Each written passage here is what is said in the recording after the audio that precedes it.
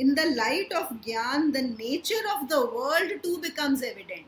जब तुम खुद को जान जाते हो, जब आत्मज्ञान हो जाता है, तो तुम्हें संसार का भी ज्ञान हो जाता है, संसार के तत्व का, the nature of the world. जब तुम्हें अपने तत्व का पता पड़ जाता है तो तुम्हें संसार के तत्व का भी पता पड़ जाता है।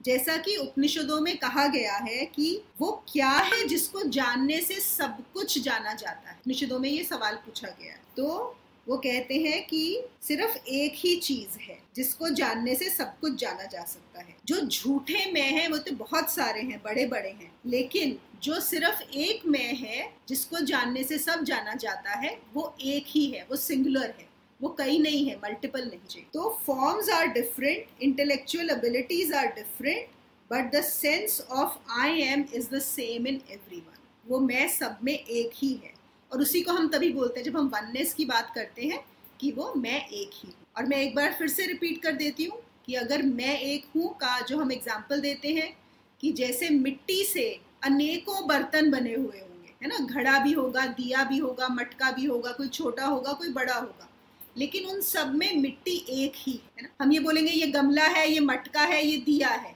लेकिन मिट्टी तो सब में एक है। हम बोलेंगे कि ये नेकलेस है, ये इयररिंग्स है, ये बैंगल्स है, ये रिंग है, लेकिन गोल्ड तो एक ही है। ऐसे ही हम सब में भी एक ही तत्व है, हम सब के सब एक ही तत्व से बने हैं, और उसी तत्व को हमें जानना है। आत्मज्ञान का क्या मतलब है कि वो जो हम सब में एक है, हम उस चीज को पकड़ लें और फिर उसमें स्थापित हो जाएं, उसके अंदर हम स्टैब्लिश हो जाएं। फिर गुरु माँ कहती हैं कि अगर मेरा रियल आई, मेरा तत्व हमेशा आनंदित, हमेशा चैतन्य और हमेशा अनंत है, तो क्या तुम्हारा जो तत्व है वो मुझसे अलग हो सकता है?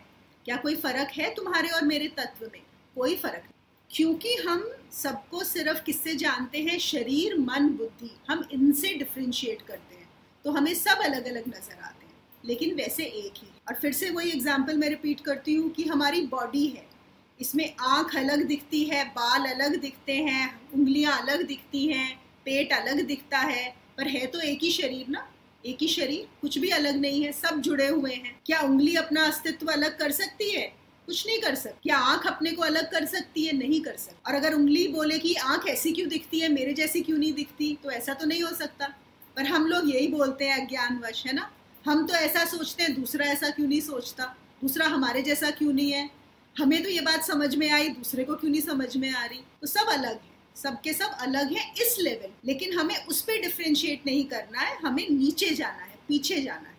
हमें उंगली और आंख को अलग अलग लड़ाई नहीं करवानी है, हमें देखना है कि एक ही शरीर है।